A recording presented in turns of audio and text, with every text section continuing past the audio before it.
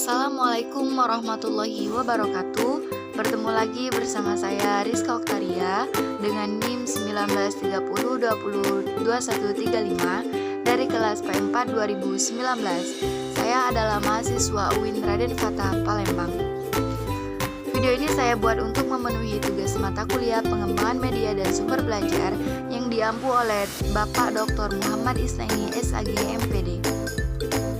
Di video kali ini, saya akan membahas tentang karakteristik dalam pemilihan media pembelajaran. Ada beberapa karakteristik dalam memilih suatu media pembelajaran. Karakteristik tersebut adalah sebagai berikut. Yang pertama, kesesuaian dengan tujuan pembelajaran. Artinya, media pembelajaran dipilih atas dasar tujuan pembelajaran yang telah ditetapkan dalam kurikulum berbasis kompetensi. Tahapan menyusun suatu tujuan pembelajaran yang dilakukan terlebih dahulu adalah mengadakan analisis standar kompetensi dasar, dan selanjutnya menentukan indikator-indikator. Dari indikator-indikator ini, kemudian ditentukan tujuan pembelajaran. Jadi, satu indikator bisa memuat satu atau lebih tujuan pembelajaran. Selain itu, analisis tujuan pembelajaran tersebut dapat dikaitkan dengan taksonomi tujuan dari Bloom. Apakah termasuk dalam ranah kognitif, efektif, maupun psikomotor? Perlu dilihat juga, apakah tujuan tersebut berisikan unsur pemahaman, aplikasi, analisis, atau sintesis. Biasanya, unsur-unsur ini lebih memungkinkan digunakannya media pembelajaran. Misalnya, untuk materi pembelajaran dengan tema membuang sampah pada tempatnya untuk murid sekolah dasar. Tujuan pembelajaran yang ingin dicapai adalah peserta didik dapat membiasakan diri membuang sampah pada tempatnya.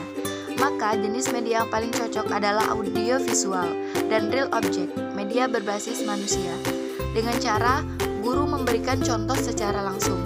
Penggunaan media audiovisual juga lebih efektif dibandingkan media audio atau media cetak untuk tujuan psikomotorik yang berkaitan dengan keterampilan melakukan atau berbuat. Akan tetapi, apabila tujuan pembelajaran untuk meningkatkan kemampuan pengucapan kata dan kalimat bahasa asing, tentu lebih cocok media audio daripada teks. 2. Kesesuaian dengan bahan pelajaran. Artinya, dalam pemilihan media harus disesuaikan dengan bahan atau kajian apa yang akan kita ajarkan dan tingkat kedalamannya. Bahan pelajaran yang sifatnya fakta, prinsip, konsep, dan generalisasi sangat memerlukan bantuan media agar lebih mudah dipahami peserta didik. Sifat bahan ajar juga menentukan bentuk tugas dan pengalaman belajar yang akan diberikan kepadanya, sekaligus menentukan jenis aktivitas peserta didik di sekolah dan di luar sekolah. Jenis aktivitas tidak hanya mendengarkan dan mencatat, melainkan juga berbagai macam aktivitas lainnya seperti berdiskusi, bermain, berlatih, melakukan percobaan, mencari bahan di internet, dan lain sebagainya. Yang ketiga, kesesuaian dengan karakteristik peserta didik. Kesesuaian karakteristik peserta didik meliputi dua hal, yaitu karakteristik yang bersifat umum seperti kelas, jenis kelamin, latar belakang budaya, kebiasaan, dan sebagainya, dan karakteristik yang bersifat khusus seperti pengetahuan, keterampilan, dan sikap awal yang dimiliki peserta didik.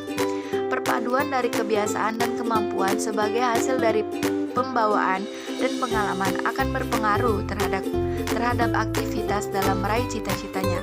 Pemahaman tentang karakteristik peserta didik memberi gambaran kepada guru tentang jenis dan format media yang cocok untuk digunakan.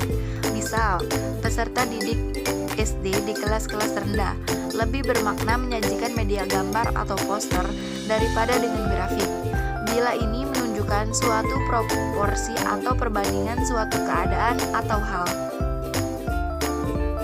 Yang keempat, memudahkan memperoleh media. Artinya, media yang akan dipergunakan mudah untuk memperolehnya atau mudah untuk membuatnya. Misal, guru akan menerangkan proses meletusnya Gunung Merapi akan menggunakan media CD atau film, tetapi di sekolah tersebut belum terpasang saluran listrik, maka dengan menggunakan gambar atau poster akan lebih baik. Yang kelima, keterampilan menggunakan media. guru harus bisa menggunakan atau mengoperasikan media yang akan dipergunakan dalam pembelajaran.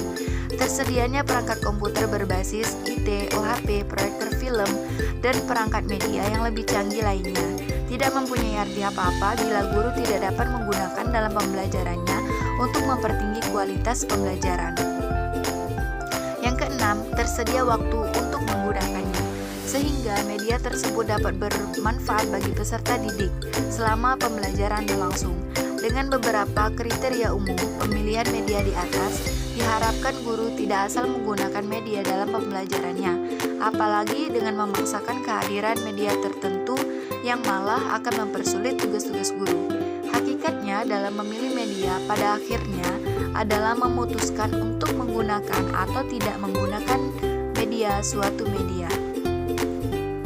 Mungkin itu saja yang dapat saya sampaikan tentang karakteristik media pembelajaran. Terima kasih. Wassalamualaikum warahmatullahi wabarakatuh.